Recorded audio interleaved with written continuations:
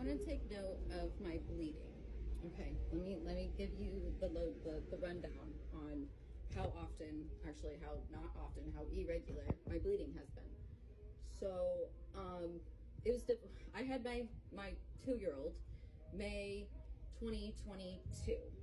I did not begin bleeding. I didn't start my period until the next year. She was a little over a year old, 2023. I had lost a lot of weight that spring, was really concerned, went to a doctor, was like, can you check my thyroid? They didn't check my thyroid. They ran me for street drugs, found that was negative, and they did not look further as to why I had lost so much weight very quickly. I had never been that underweight. I was fainting daily. I felt like I was having felt like I was having organ shutdown. I was 89 pounds and nobody was concerned about that. And I kept getting negatives at home, negative pregnancy tests. I was like, if it's not that, unless I'm having an ectopic pregnancy, you might have you might not show up HCG levels if it's a pregnancy loss type of situation. And so I thought I need to go to a doctor. I went to the pregnancy center. They said it's negative there, but they referred me to a doctor. And so by June, I see a doctor, and it's that same day I start bleeding. They get blood work. I'm waiting to hear back. I start bleeding at home. I start bleeding at home in June 2023 when I get the phone call that they say, you're not pregnant. Follow up with your primary care physician. And I lost my living fucking shit on the phone. Like, I was like, yada, yada, yada, there's something wrong with me. Going into July, the pain gets worse. It is waxing and waning pain. It is coming and going like contractions would. So July hits and my bleeding is not that much. I'm really just spotting brown blood, you know, but I'm in so much pain, more pain than I was when I had my first miscarriage. And it was very similar to the feeling of a miscarriage. I got the most concerned when I started feeling this very specific pain in my shoulder. I called an ambulance so I could leave my family at home sleeping, and in the middle of the night I went to the hospital via ambulance. They told me it was anxiety. They ran blood work, and I said, okay, but I just got blood work ran. Can you consider the hook effect? They would not consider or test for the hook effect, which would take literally diluting the blood and making a special order to consider that her levels, her hormonal balance might be causing some issues here.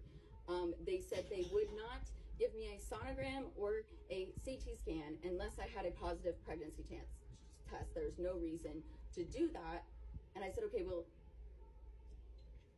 I'm not pregnant then, but could it be some other situation? Could there be something else going on with me that is not pregnancy related, but is related to my reproductive system? They told me I was having anxiety and tried telling me to take medication. They saw on my record that I have not been taking the medication. That was, that I had been on psych meds. I have a long history of being on psych meds, basically. Like, since I was 9 years old, I was on psych meds. I stopped taking meds a month before I had my daughter. So I'd been off psych meds for over a year, and that was agreed upon with my psych med doctor when she also agreed, you don't need them. You've done a lot of work. If you're managing your mental health without meds and everything seems to be going fine, I don't see a reason to have you on meds if you don't need them. If you feel like things are getting out of hand, you can always come back and get back on an anti-anxiety. So it was something I did with the approval of my doctor, my psych med doctor that I had been seeing for the last like 8 years. So I said, okay, I know that you're going to see that I'm no longer taking psych meds, and it's usual for the last several years that I'm on psych meds, but just because I'm not taking psych meds does not mean that I'm not experiencing pain in my reproductive system. I would like imaging to see if there's something else going on. Even if it's not a pregnancy, I still think something else could be happening, which a dermoid cyst, a tumor found in my right ovary several months later. I was told, and then I noticed my cup of water was empty and I needed more water. And they said, we can't give you more water because you might need a surgery. And I said, okay, what would I need a surgery for? If you are not doing any scans, but you already said you're not doing any scans, so why would I need a surgery if you don't even know what the problem is that would need a surgery, and you're not willing to do the thing that would tell you if you need to do a surgery, and I'm not allowed to drink water, and I get thirsty all of the time. Part of having high cortisol levels is a constant thirst that is not quenched. And so I couldn't even talk. Like, I couldn't swallow. Like, I felt like my throat skins touching each other, and I couldn't. I left. I stormed out. I started making a big scene. I stormed out. Every nurse pointed to the door to show me where the exit was. I screamed. Anyone who's ever had a miscarriage knows the pain, and you guys are ignoring the pain I am in right now. And I hope the next time one of you loses a fucking baby, you remember me. I lost my goddamn shit. I walked home. I didn't walk home, actually. I walked to the park thinking, I'm going to just have this baby at the park, this stillborn, this ectopic issue, this whatever it is. I was probably experiencing ovarian torsion. This could have been an ectopic pregnancy. We will still not know until they surgically remove the mass that has been found since and do a biopsy to know exactly what it was. But anyways, I lost my damn shit. That was in July. My partner left me, broke up with me July 2nd. 2 months before our 2-year anniversary, a couple months after our daughter's first birthday. Yeah, I had not seen my son in over a month. He was taken away from me because you lost too much weight. It's obvious you're malnutrition and you can't take care of children. Okay. I'm sorry.